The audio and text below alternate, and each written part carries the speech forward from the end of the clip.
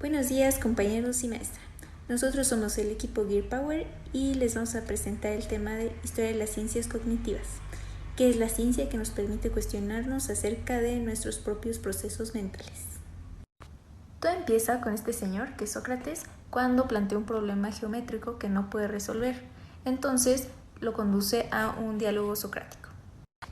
Es ahí la primera vez en la historia del intelecto humano que se hace una reflexión sobre la naturaleza del conocimiento. Después, Aristóteles continúa su filosofía en esta área y llega a la conclusión de que el conocimiento abstracto es superior a cualquier otro. Es a partir del periodo del Renacimiento y la Ilustración que los filósofos continúan con las discusiones de este tema, empezando a basarse en los hallazgos de las ciencias empíricas. Algunos de estos filósofos de esta etapa fueron Descartes, Locke y Kant. A principios del siglo XX, algunas preguntas como ¿de dónde proviene el conocimiento?, ¿en qué consiste? Y cómo está representado en la mente se intentan explicar a partir de el conductismo, ya que explica que la mente de los seres humanos gira en torno al comportamiento, ya que estamos adiestrados por la naturaleza y el contexto, dejando de lado el pensamiento, la imaginación y las construcciones mentales. En 1930 es cuando se empiezan a tomar en cuenta los trabajos de lógica y matemática para el desarrollo de las ciencias cognitivas, la computación y en un futuro la inteligencia artificial. En 1936, Alan Turing propone la idea de una máquina simple capaz de realizar cualquier cálculo concebible. Que después, en 1950, esta propuesta se llevaría a la práctica haciendo la comparación de las respuestas de la máquina y del ser humano.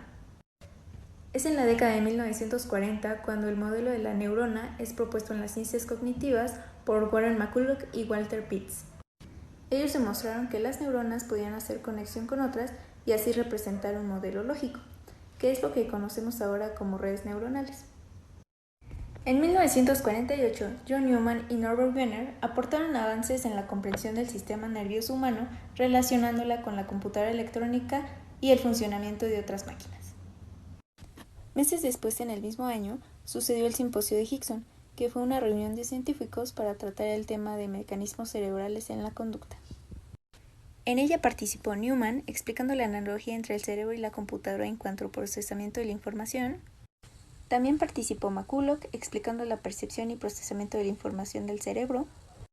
Y el otro participante fue Carl Lashley, dando a conocer el problema del orden serial en la conducta. Y de esta manera fue como en 1956 nacen las ciencias cognitivas.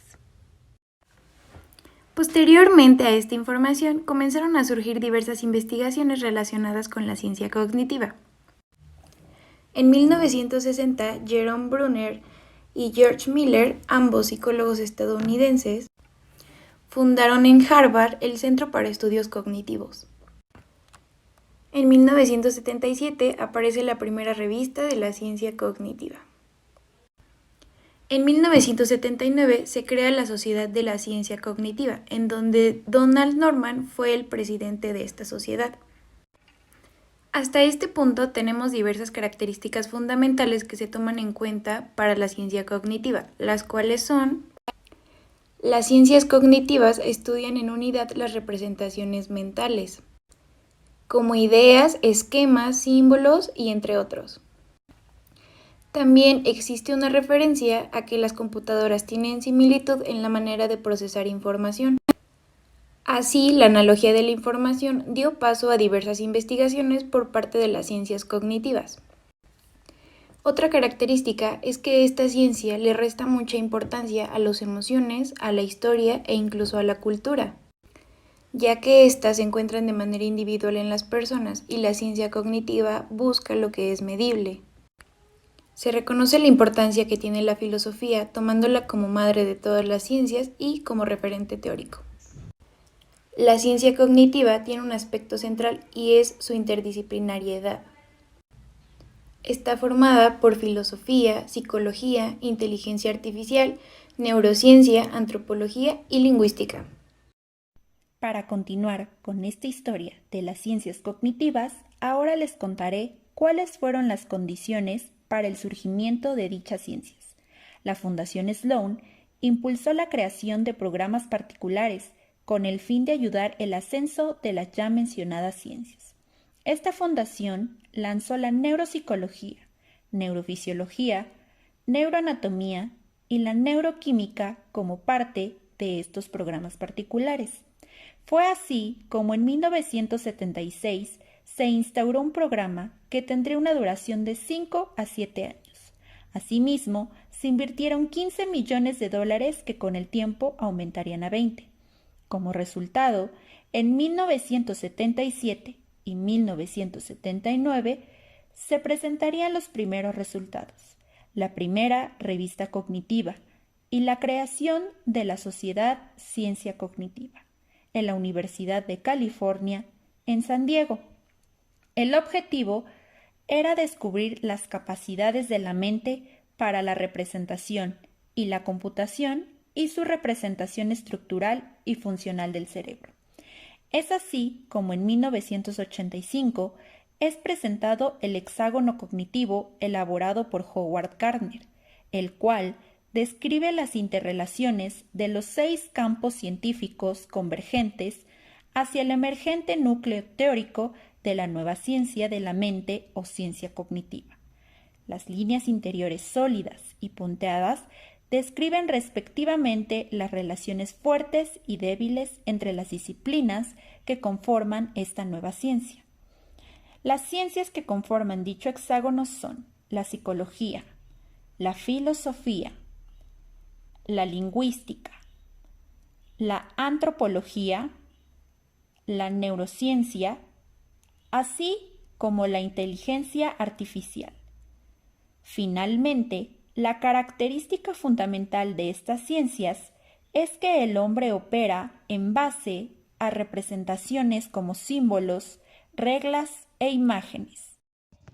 Los principales objetos de estudio en las ciencias cognitivas son la cognoscibilidad, el cognoscente, lo cognoscible y la intercognoscibilidad. Con el apoyo de las tecnologías objetuales, como es el caso del monitoreo de la relación mente-cerebro por medio de tomografías encefálicas, los investigadores se han preocupado por desarrollar las investigaciones científicas y tecnológicas en torno a los fenómenos del comportamiento de la mente y de la inteligencia. Estos presentan diversos programas de investigación y en enfoques desde finales del siglo XIX y durante la mitad del siglo XX. Por eso, a mediados del siglo XX surgieron con relativa independencia diversos enfoques con objetos de estudios convergentes, pero con metodologías divergentes. Entre los estudios podemos encontrar que los autores de la psicología cognitiva, tales como Lev Vygotsky, Alexander Luria, Jean Piaget y Jerome Bruner, en la psicología de la Gestalt o de la forma por parte de Max Wertheimer, Wolfgang Kohler, Kurt Kovlab y Kurt Lewin, y de la cibernética de Warren McCulloch y Norbert Wiener, y de la psicobiología cognitiva Carl Lashley y Donna Hebb. Para la década de 1950 e inicios de la 60 surgieron esfuerzos transdisciplinarios para lograr una convergencia teórica y metodológica. El primer intento lo realizó un psicólogo Allen Nedwell y un economista Hermann Simon, integrando investigaciones de psicología cognitiva con las incipientes técnicas de programación lógica, construyendo los primeros jugadores de ajedrez y demostradores de teoría más automáticos, que se convirtieron entonces en los primeros pasos de la disciplina que eventualmente John McCarthy denominaría inteligencia artificial. Stuart Russell y Peter diferenciaron los tipos de inteligencia artificial, que son los sistemas que piensan como humanos, que son los que tratan de emular el pensamiento humano, por ejemplo, las redes neuronales artificiales, donde la automatización de actividades están vinculadas con procesos de pensamiento humano, actividades como la toma de decisiones, resolución de problemas y de aprendizaje, sistemas que actúan como humanos, que tratan de actuar, es decir, que imitan el comportamiento humano. Por ejemplo, el estudio de cómo lograr que las computadoras realicen las tareas que por el momento los humanos hacen mejor. También los sistemas que piensan racionalmente, es decir, con lógica, que traten de imitar o emular el pensamiento lógico racional del ser humano. Por ejemplo, los sistemas expertos del estudio de los cálculos que hacen posible predecir, razonar y actuar, y por último, los sistemas que actúan racionalmente que tratan de imitar o mejorar en forma racional el comportamiento humano.